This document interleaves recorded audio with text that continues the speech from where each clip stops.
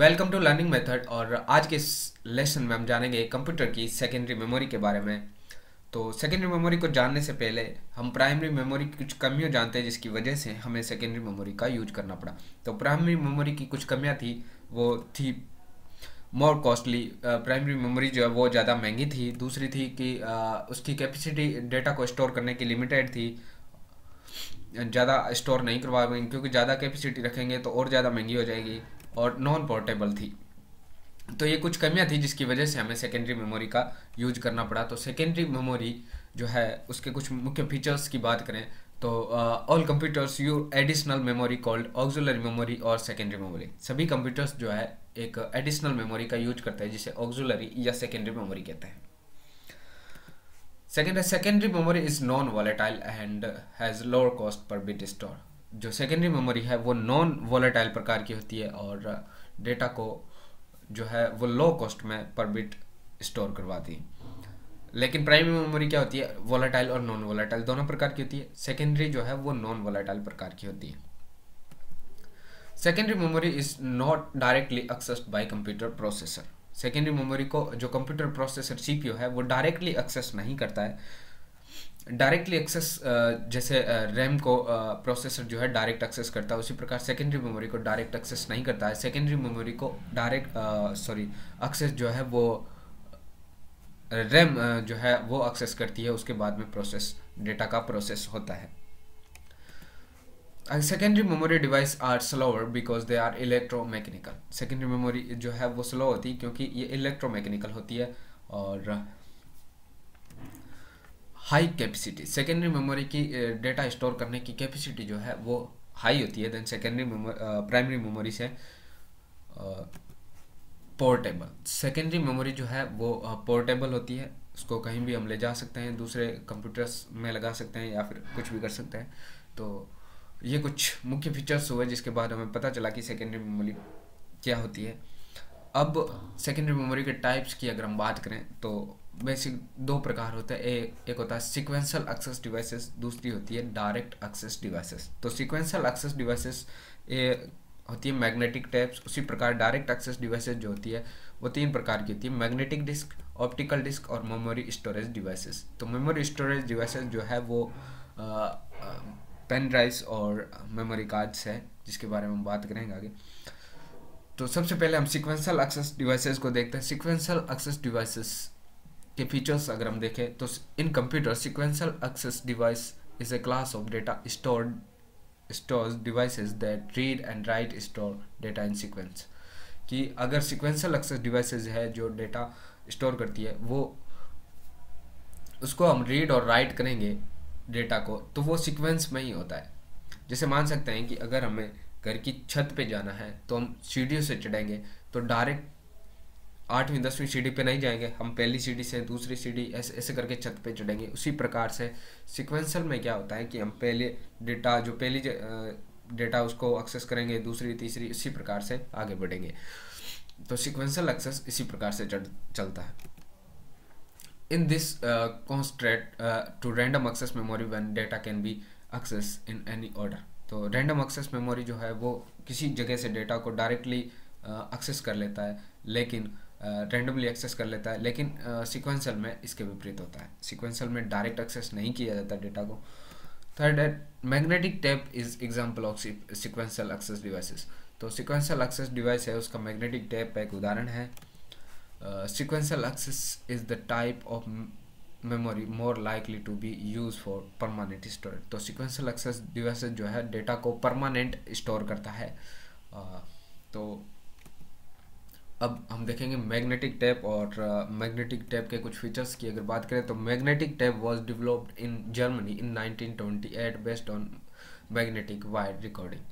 Magnetic tape का निर्माण जो है 1928 के अंदर जर्मनी के अंदर हुआ, जो मैग्नेटिक वायर रिकॉर्डिंग पे बेस्ड होता है और कुछ इस प्रकार से दिखाई देती है मैग्नेटिक टेप। आगे magnetic tape is most popular storage medium for large data sets access and process sequentially. इसके अंदर जो डेटा होता है, जो लार्ज डेटा होता है, उसको प्रोसेस करना या एक्सेस करना वो एक सीक्वेंस में ही काम करता है। कुछ और फीचर्स है मैग्नेटिक टैब के, जैसे these are low cost tab. ये एक कम कॉस्ट की टैब है। Cost per bit store is very low of magnetic tab.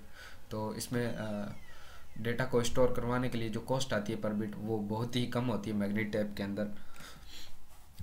It is reusable memory, fact that we can erase data on a tape and reuse it many times।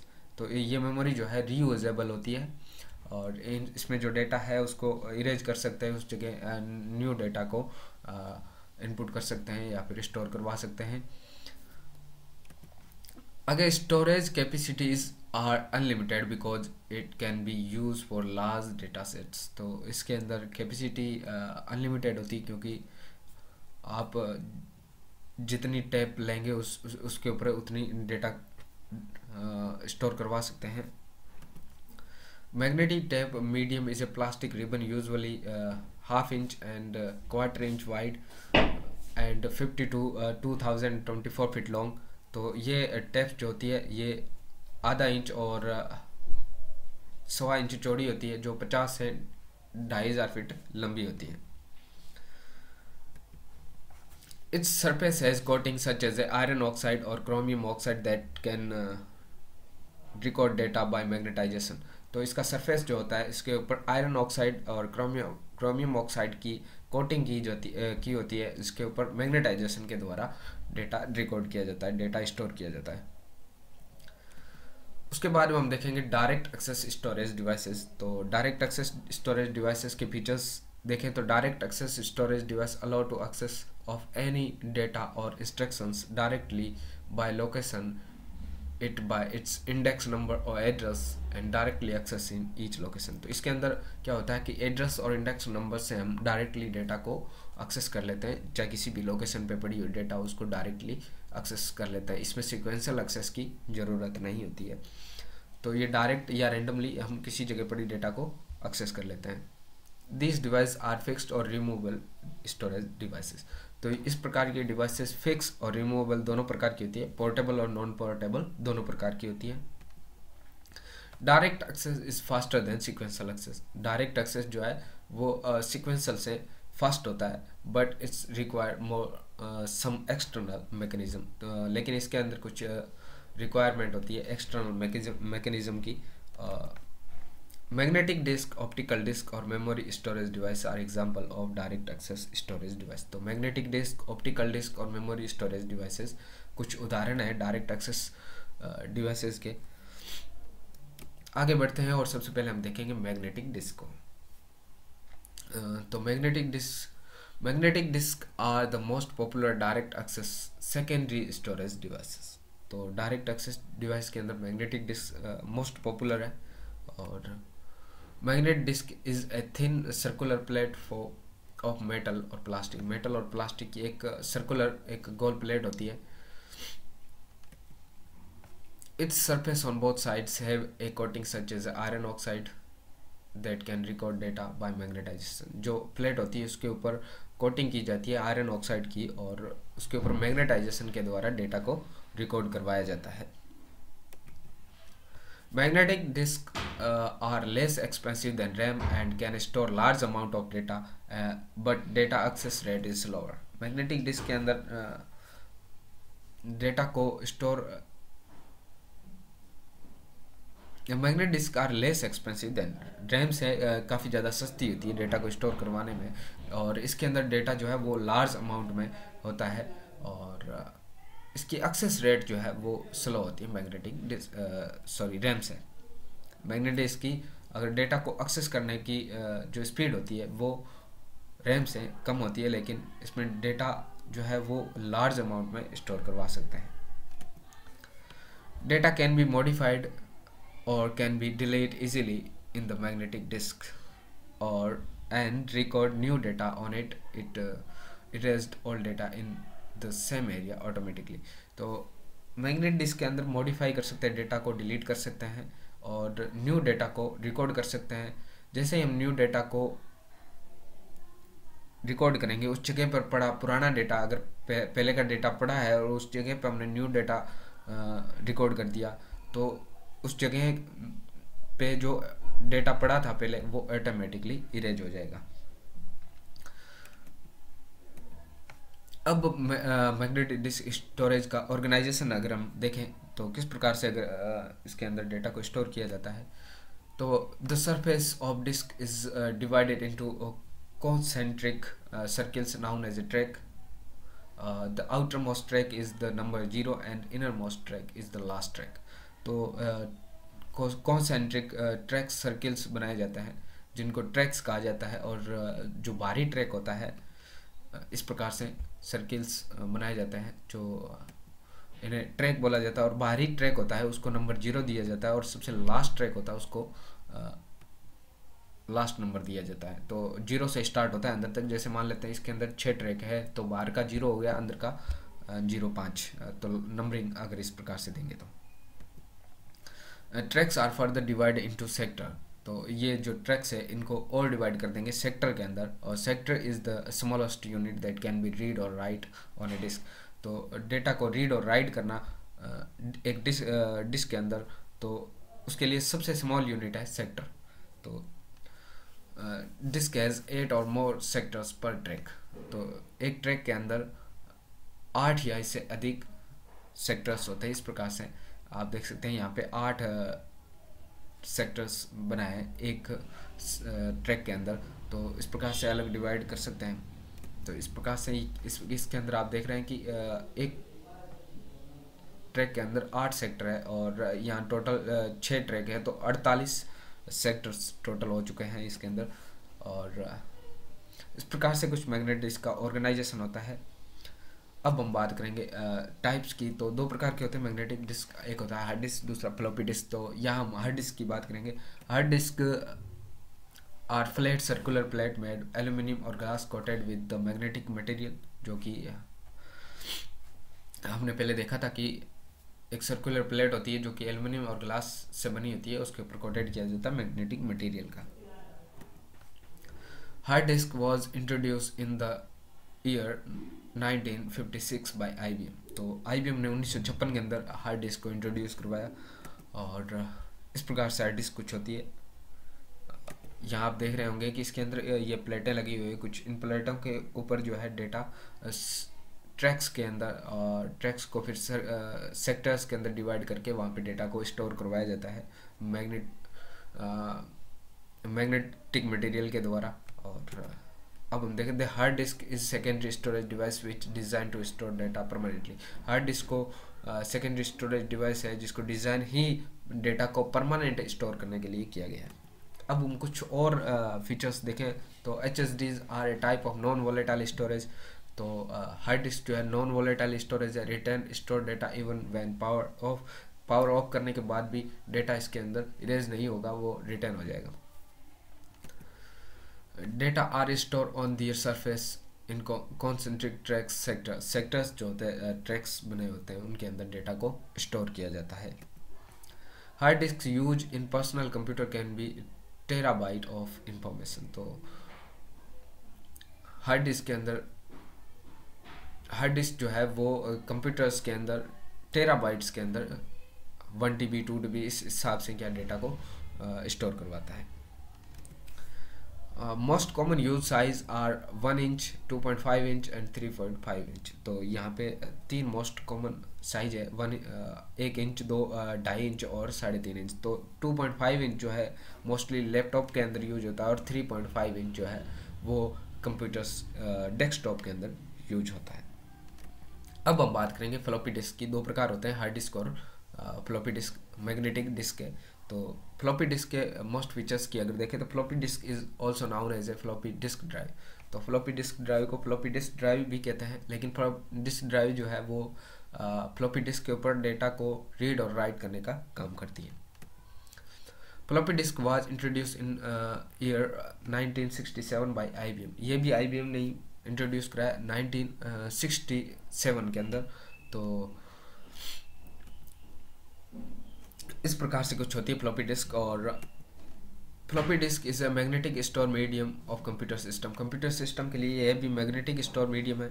और 2 popular use size floppy disk, 1.5 inch and 1.25 inch, 5.25 inch, तो 3.5 inch और 5.25 inch के दो most popular size होते हैं इसके अंदर। Floppy disk is a flat circular piece of flexible plates coated with magnetic oxide. It is encased in square plastic jacket cover। तो इसके अंदर जो है वो सर्कुलर प्लेट्स होती है जो मैग्नेटिक ऑक्साइड के द्वारा कोटेड की जाती है, लेकिन इसके ऊपर जो कवर लगा हुआ है यहाँ आप देख रहे होंगे, तो ये कवर जो है ये प्लास्टिक का जैकेट होता है, जो प्लेट्स है उनको सेफ रखने के लिए इसके ऊपर कवर्ड किया जाता है। आगे हम बात करेंगे ऑप्टिकल डिस्क की। तो मैग्नेटिक डिस्क का हमारा कंप्लीट हुआ, उसके बाद में ऑप्टिकल डिस्क। तो ऑप्टिकल डिस्क के कुछ फीचर्स की अगर हम बात करें तो optical disc storage system consist of a plastic disc coated with highly reflective. तो हाईली रिफ्लेक्टिव मटेरियल्स जो होते हैं उनके द्वारा उसको कोटेड किया जाता है ऑप्टिकल डिस्क को।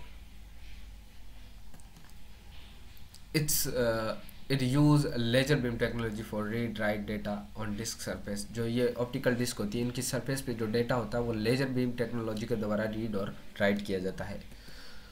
Optical disc is use a portable और सेकेंडरी स्टोरेज डिवाइस। तो ऑप्टिकल डिस्क है वो पोर्टेबल सेकेंडरी, हमने मैग्नेटिक डिस्क जो होती है वो क्या होती है कि पोर्टेबल और नॉन पोर्टेबल दोनों प्रकार की होती है, लेकिन ऑप्टिकल डिस्क होती है वो पोर्टेबल स्टोरेज डिवाइसेज होती है।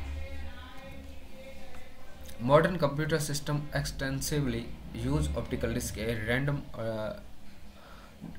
directly access medium for high capacity secondary storage because their capacity to store very large amount of data in limited space।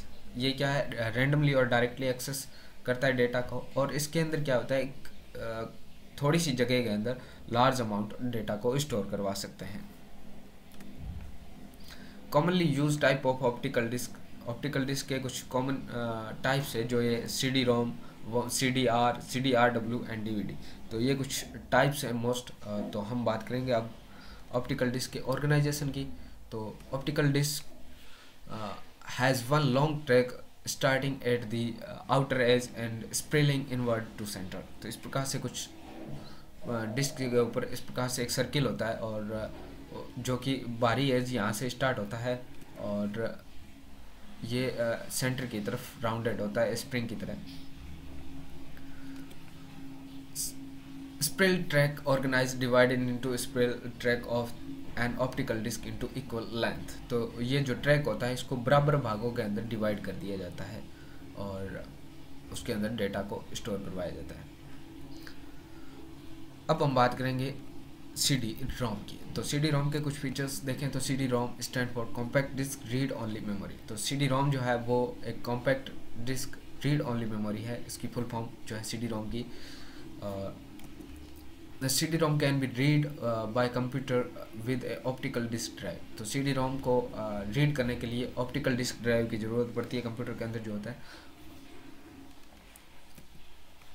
इस प्रकार से CD-ROMs या फिर ऑप्टिकल डिस्क ड्राइव जो होती है वो इस प्रकार से होती है। सभी ऑप्टिकल डिस्क ड्राइव दिखने में सभी एक सी होती है। Computer can read but not right और इरेज। जो CD-ROM होती है वो कंप्यूटर रीड कर सकता है लेकिन उसको राइट और इरेज नहीं कर सकता। ये मैन्युफैक्चरिंग कंपनियों के द्वारा ही इसको राइट किया जाता है, उसके बाद में हम उसके अंदर डेटा को इरेज भी नहीं कर सकते और राइट भी नहीं कर सकते हैं। CD-ROM are a great media format for retail software. तो CD-ROM जो है वो एक ग्रेट मीडियम है सॉफ्टवेयर को रिटेल करने के लिए, या फिर कोई बुक्स जो है वो इसको अंदर डेटा स्टोर कर सकते हैं, या कोई मूवी है इस प्रकार से जो कि हम इरेज ना कर पाएँ। तो मैन्युफैक्चरिंग ऐसी चीज़ों को इसके अंदर स्टोर करवाती है। आगे है CDR worm.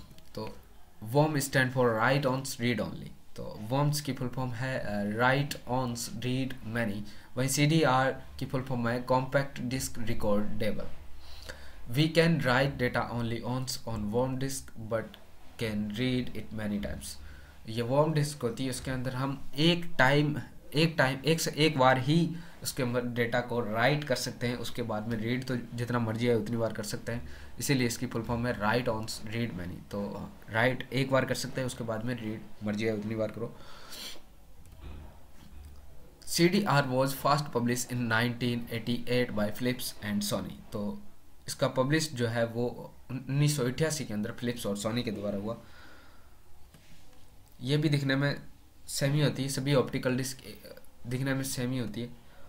CDRs are available blank in market and user can encode on it using CDR drives। तो CDR जो है वो मार्केट के अंदर ब्लैंक मिलती है और इसको यूज जो है हम उसके ऊपर डेटा को स्टोर करवाने के लिए CDR ड्राइव की हमें ज़रूरत पड़ती है, जिसके द्वारा इसको डेटा को स्टोर करवा सकते हैं।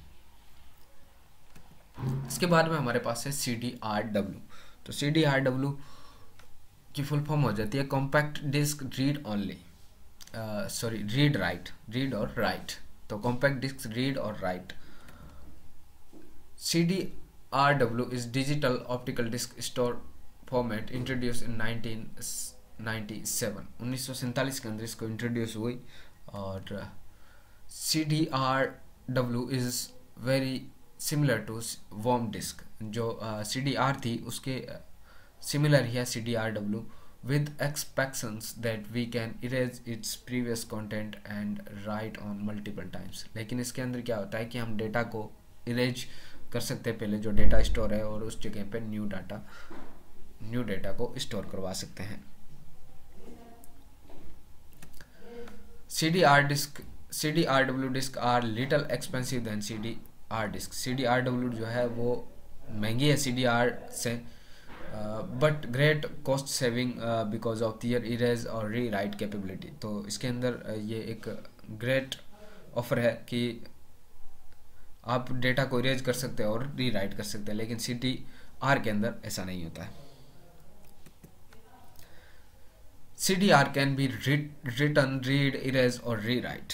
तो ये सभी ऑप्शन होते हैं, डेटा को राइट कर सकते हैं, रीड कर सकते हैं, इरेज कर सकते हैं, उस डेटा को री राइट कर सकते हैं, यानी दोबारा उस जगह पे न्यू डेटा को स्टोर करवा सकते हैं। उसके बाद में है हमारे पास DVD। और DVD के फीचर्स की बात करें तो DVD stand for digital versatile disc या फिर digital video disc. It is the same size as a compact disc. CD के साइज जो है CD का और इसका DVD का सेम ही होता है, but has a large storage capacity. लेकिन CD से इसकी स्टोरेज करने की कैपेसिटी होती है जो बहुत ज़्यादा होती है।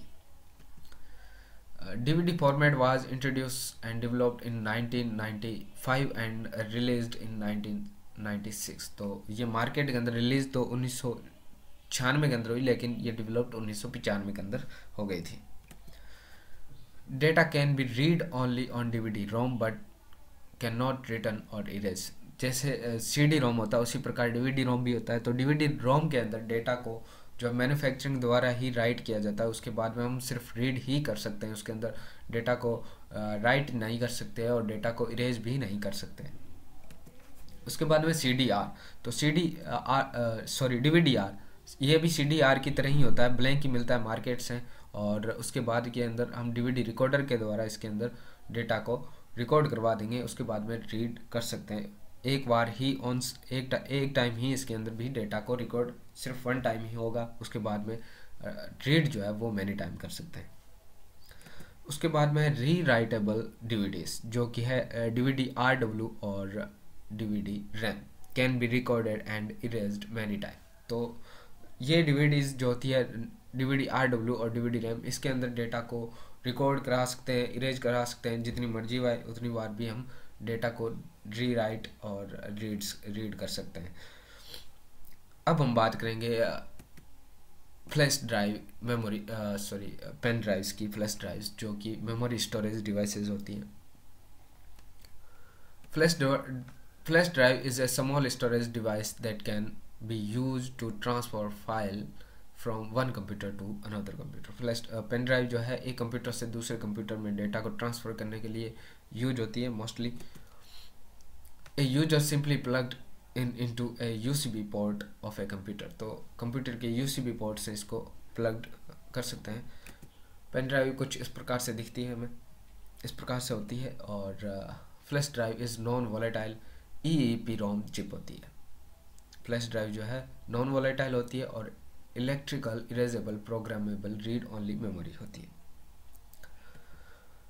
The user can read, write, copy, delete and move data from the computer's hard disk to flash drive or from the flash drive to hard disk। तो इसके अंदर डेटा को हम मूव कर सकते हैं और कॉपी कर सकते हैं हार्ड डिस्क से फ्लैश ड्राइव की तरफ, और फ्लैश ड्राइव में जो डेटा है वो हार्ड डिस्क में आसानी से कॉपी या मूव कर सकते हैं। उसके बाद में हमारे पास है मेमोरी कार्ड। एक memory card is also known as a flash drive. तो मेमोरी कार्ड को फ्लैश ड्राइव भी कहते हैं, फ्लैश कार्ड भी कहते हैं। और memory card is a type of storage device that use to storing media और डेटा फाइल्स। मेमोरी कार्ड जो है स्टोरिंग मीडिया या डेटा फाइल्स को स्टोर करने की एक स्टोरेज डिवाइस है। इट्स प्रोवाइड ए परमानेंट और नॉन वॉलेटाइल मीडियम। ये जो है मेमोरी कार्ड ये परमानेंट डेटा को स्टोर करता है या नॉन वॉलेटाइल मीडियम है। ये use to store data and files from the attached device. ये डेटा को स्टोर करता है जिस डिवाइस से ये अटैच्ड होता है, उसी डिवाइस की डेटा को स्टोर करने का काम करता है।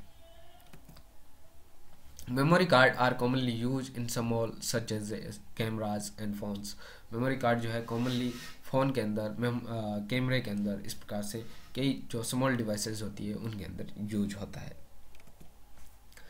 Some of the most popular forms of memory cards are square digital card, SD card जिसे बोलते हैं, मल्टीमीडिया कार्ड जिसे MMC, micro SD card, compact flash card और मेमोरी स्टिक्स। तो मेमोरी SD कार्ड जो है वो कुछ इस प्रकार से होता है जो कॉमनली हम मोबाइल के अंदर यूज करते हैं। जो SD कार्ड्स होते हैं वो इस प्रकार से होते हैं जो कैमरा के अंदर मोस्टली यूज होते हैं।